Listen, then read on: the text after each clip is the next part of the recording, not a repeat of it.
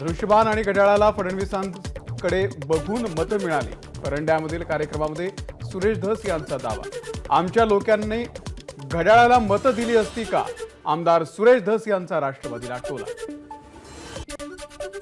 धाराशिवच्या एका कार्यक्रमात आमदार सुरेश धस यांनी सत्कार नाकारला। संतोष देशमुख हत्या प्रकरणामध्ये न्याय मिळत नाही तोपर्यंत स्वागत सत्कार स्वीकारणार नाही, सुरेश धस यांची भूमिका।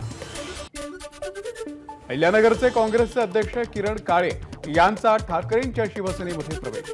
मातोश्रीवरती उद्धव ठाकरेंच्या उपस्थितीमध्ये प्रवेश संपन्न।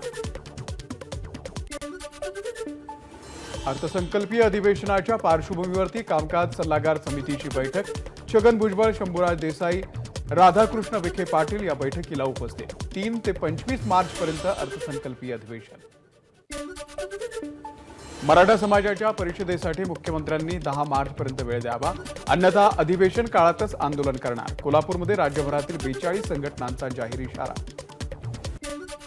नांदेडमध्ये आयुक्तालयासाठी महसूल मंत्र्यांची तयारी असेल तर माझा पाठिंबा, पालकमंत्री अतुल सावे यांचं विधान।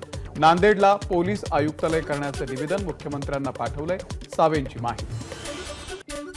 अहिल्यानगरच्या पाथर्डी तालुक्यामध्ये मडी कालिफनाथ महाराजांच्या यात्रेमध्ये मुस्लिम व्यापाऱ्यांना बंदी।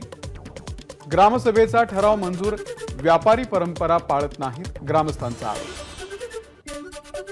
हार्बर मार्गावरती सीएसएमटी ते पनवेल उन्नत जलद गती रेल्वे प्रकल्प तात्पुरता स्थगित।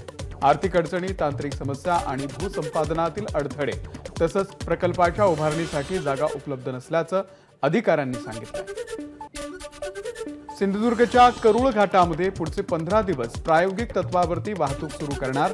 दुतर्फा वाहतूक सुरू करण्यासंदर्भात 10 मार्च नंतर निर्णय घेण्यात येणार, जिल्हाधिकारी अनिल पाटील यांची प्रतिक्रिया। नाशिक महामार्गावरती जुन्या कसारा घाटामध्ये 2 टप्प्यात ट्रॅफिक ब्लॉक। पहिला टप्पा 24 ते 27 फेब्रुवारीपर्यंत तर दुसरा टप्पा 3 ते 6 मार्चपर्यंत। रस्ता दुरुस्तीच्या कामासाठी सकाळी 8 ते संध्याकाळी 6 वाजेपर्यंत ब्लॉक। म्हाडाचं कोकण मंडळ जवळपास 2000 घरांसाठी लॉटरी काढणार। चितळसरमधील सर्वाधिक म्हणजेच 1173 घरांचा यामध्ये समावेश। मध्य प्रदेशच्या छतरपूरमध्ये पंतप्रधान नरेंद्र मोदींनी बागेश्वर धाम बालाजी मंदिरात घेतलं दर्शन। यावेळी मोदींच्या हस्ते बागेश्वर धाम कर्करोग वैद्यकीय आणि विज्ञान संशोधन संस्थेची पायाभरणी। रुग्णालयामध्ये वंचित कर्करोग रुग्णांना मोफत उपचार मिळणार।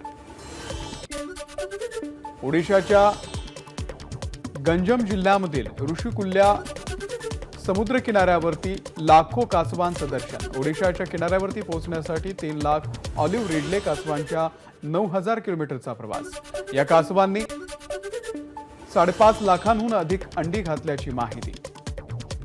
गेल्या आठवड्यामध्ये काय काम केलं ते सांगा, अन्यथा नोकरी गमवा। अमेरिकेच्या नोकरदारांना एलन मस्क यांच्या खात्याकडून ईमेलला 5 मुद्द्यांमध्ये सोमवारपर्यंत उत्तर देण्याच्या सूचना। एबीपी माझा, उघडा डोळे बघा नीट।